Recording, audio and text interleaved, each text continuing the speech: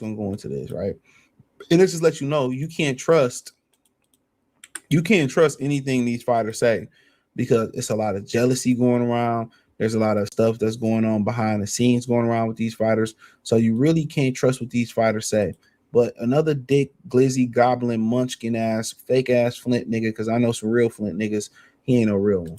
He blew it, man. That's what he blew. Like, you got to play the long game, bro. The long game, that's it. You got to play the long game, man. This is the sacrifice, right?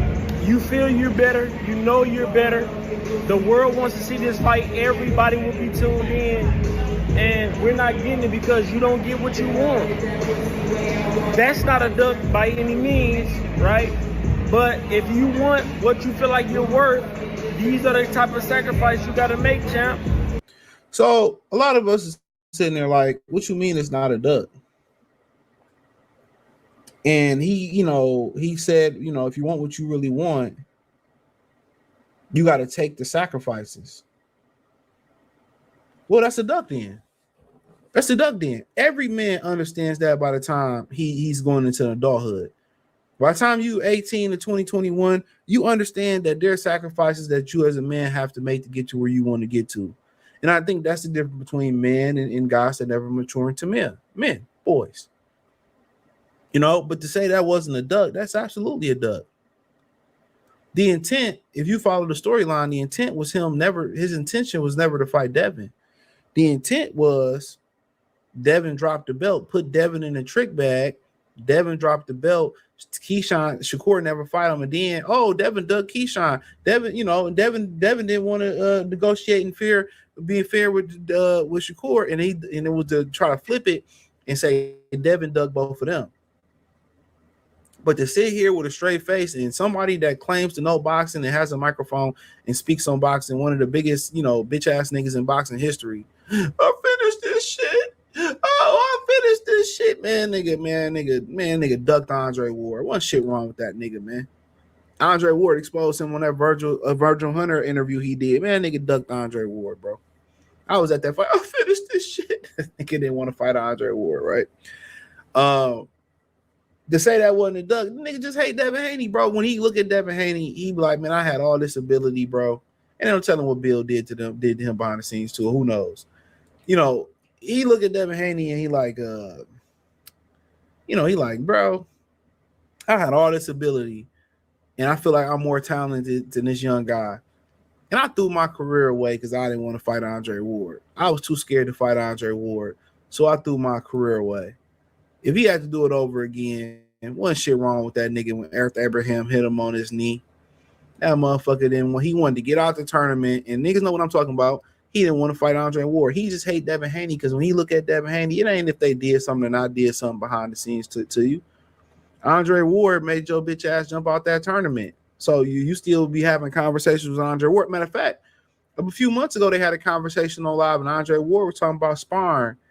And he was ducking the fade, talking about Andre Ward and sworn Andre Ward. That nigga don't want it, man.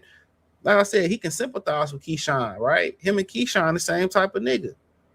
He gets no father figures. So you got to pardon the nigga. Shout out to his grandfather, though. They can sympathize. He know what it's like to duck. He know how it was like to be Shakur and Keyshawn. He been that before. Had all that ability and didn't want to fight Dre and jumped out that motherfucking tournament. That's what that shit was about. He look at Devin, damn, I could have been that. I could have made the money that Devin made. If my daddy stayed around, I could have made that. That's that. I'm telling you, it's a daddy complex. When they see Devin with his MCM bag back in the day with his father, he just looking at him, oh, daddy, man. Yeah, that's what it is. These niggas is bitter, man. And they don't, when Hector pop hot, can you imagine the racism that they probably experienced, in behind the scenes in this boxing shit, but all they got is vitriol for other black fighters. Can you imagine that, bro? But all they do is return fire on other black fighters, bro. Tell me I'm wrong. All the whole sentiment that old buddy got right there is because he jealous of Devin Haney. Devin Haney making the money because he fought everybody when he didn't have the balls to fight everybody. And that's just what it boiled down to. Oh, that's not a duck. That's what you mean that's not a duck. With 15 fights, you making more than triple than what you made. They say Rick Glazer said his highest payday was 1.3 that he never got because he ducked out the Edwin De Los Santos fight. So meaning that he didn't even make no real money with Turkey.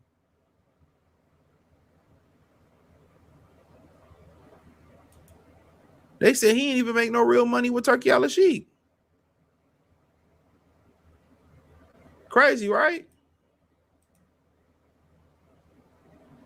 So you notice they don't never had nothing bad. Just to go back and see when Canelo popped hot, when Canelo lost to Crawford. Just go back when Jaime Munguia popped hot. Go back and look at that shit, bro. Look at these same dudes, whether they put up content or they was mum. They ain't had nothing to say.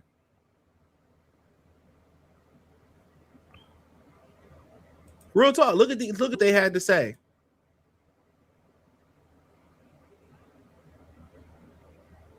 Look at these same dudes. If they ain't had nothing to say, bro. Nothing to say. The black people in boxing are loud and vocal when it come to other black fighters. When it come to Hector popping hot, Hector being racist. Who spoke on when Teofimo wore that monkey mask? When he sent bananas? When he said all that racist shit? Who spoke on that? When did they speak? When ain't nobody say nothing when Shakur Stevenson said to T.O., I want my kid my daughter to play with your racist ass son. Ain't nobody, none of these dudes had nothing to say, bro. I told y'all, man, these niggas ain't nothing but broke ass bootlickers, bro. They always got an opinion on, what this guy need to work on, and he ain't this good, and then dude win the fight, and then it ain't no credit. It's, man, that guy wasn't that good. And this guy sums it up perfectly, bro. This guy, I don't know who bro is, but shout out to bro. I gotta give him a follow, right? He summed this shit up perfectly. He said, one thing I noticed about Black American fighters, they don't mind being the B-side or taking less money or going to a different country to fight these Spanish foreign motherfuckers. But when it comes to another brother, they got all these demands, need life-changing money, and got to make more. And the thing about it is this. They know they gonna fucking lose. They don't want to lose to another brother, but they know they can't just out-athletic another brother. They're really gonna have to fight, and they're really gonna have to earn it. Then you got niggas like Floyd Mayweather conditioning them. You got guys like Floyd Mayweather conditioning them to, don't fight black fighters, fight Mexican fighters. You got Floyd conditioning them, telling them they should fight Mexican fighters.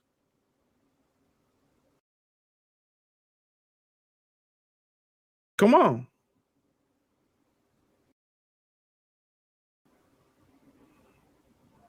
You got Floyd out here, man, y'all shouldn't fight each other. Fight the Mexicans, fight the Mexicans, fight the Mexicans, fight the Mexicans. Floyd didn't fight black fighters. He said the Mexicans got me where I'm at.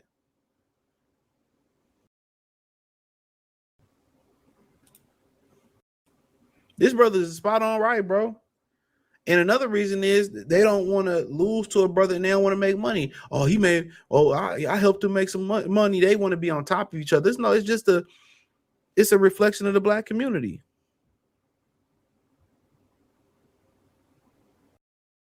It's a reflection of the black community, bro. They don't want to see somebody from their neighborhood make it. They want to tear them down so they can be back down there with them. You see that brother that got David Johnson got the Black Panther, and people, man, ain't never seen him act or know nothing about him. They don't want to celebrate nobody, bro. That's why you can't live in a hood, bro. You can't stay in the hood. They just want to tear you down, bro. You make it, they want to bring you right back down with them. They want to be on top, so they'd rather go fight these other ethnic fighters and get money with them to say they're better than you than actually, best you in the ring. But then you got this with Keyshawn.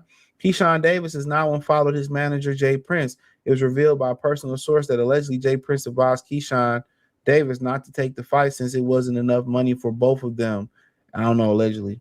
It was alleged that J.Prince takes 35% of Keyshawn's purse. Now, the thing about it is, I think managers going rate is 33 and a third. I know Al take anywhere from 10 to 20 some percent. He take less, and they saying that any man. I think managers rate your split is 33 and a third. That's what I heard. I could be wrong on that. So managers can take anywhere 33 percent of your purse. So if he's taking 35%, that's still, that's almost 2% more than the going rate. So he unfollowed him, but then again, without J.Prince, he would probably needing to put job applications in like me and you. You know what I'm saying? These young niggas' money is coming and go. And J.Prince probably get a percentage if he get money up based off streaming. So he can go ahead, and he was saying, "Oh, Bill, I want you to be my promoter." Probably really meant manager, but there ain't gonna be no way to get out of that J.Prince deal, bro. There ain't gonna be no way to get out of that J.Prince deal. If this is true, ain't no way out of that deal, bro. You got to walk that plank. You created a situation in where you had to rob Peter and pay Paul. So if that 3 million, he told you not to take, that 2 million, he told you not to take. Now, hopefully he can find you another fight. Hope he can find you another fight. I don't know how true this is. He said he should unfollow Shakur too. He should. He should go beat Shakur Stevenson ass right now. He put him in this position. And my thing is this: what I really don't understand. This shit is funny as hell. What I really don't understand. This is funny. What I really honestly don't understand, bro. What I don't understand is this: why are they protecting Shakur so much? Like, he's not gonna be a superstar. Nobody likes him. His style, like Shannon Sharp said, his style is boring. He's not gonna be a multi-million pay-per-view type of dude. I don't understand. That's what I don't understand, honestly. But it is